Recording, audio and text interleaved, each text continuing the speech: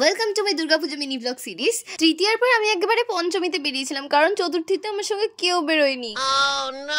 তো আমাদের স্কুলের পাশে ঠাকুর দেখার পরে আমরা চলে গেছিলাম শিবাজির সঙ্গে। মেইনলি আমরা সেদিনকে হাওড়ার ঠাকুরই দেখছিলাম। ওখানে তো আমার মনে হয় যে বনেদি বাড়ি টাইপেরই কিছু থিম করেছিল। তোমরা যদি ঠিকঠাক জেনে থাকো তাহলে অবশ্যই কমেন্ট করে জানাতে পারো। তারপর আমরা চলে গেছিলাম কদমতলার দিকে ঠাকুর দেখতে। ও হ্যাঁ, আর এই যে প্যান্ডেলটা দেখতে পাচ্ছ, এখানে একটা মারাত্মক জিনিস হয়েছিল।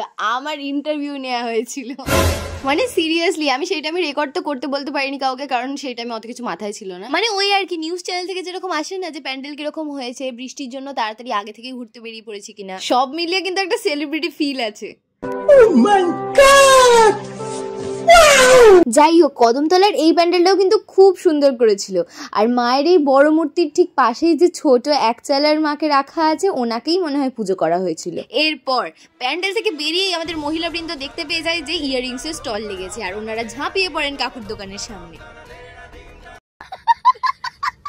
ওনাদের দেখে আমাদের পিয়ালি ম্যাডামেরও ইচ্ছা হয় একটা কানের নেওয়ার, তাই কাকুর দোকানের 12টা বাজানোর পর পিয়ালি ম্যাডাম ফাইনালি একটা কানের চুজ করেই ফেলেন। এরপর আমরা চলে আসি আমাদের সেদিনের শেষ প্যান্ডেলে। আর এই প্যান্ডেলের লাইটিংটা কিন্তু ফটো তোলার জন্য দারুণ ছিল। এখানে আবার লুসির মতো একজনের সঙ্গে দেখা হয়ে যায়। উনি আবার নতুন জামা কাপড় পরে ঠাকুর দেখতেও বেরিয়েছিলেন। আর শুধু লাইটিংই নয়, ঠাকুরও কিন্তু খুব সুন্দর হয়েছিল। এরপর আমরা চলে যাই পেট পুজো করতে।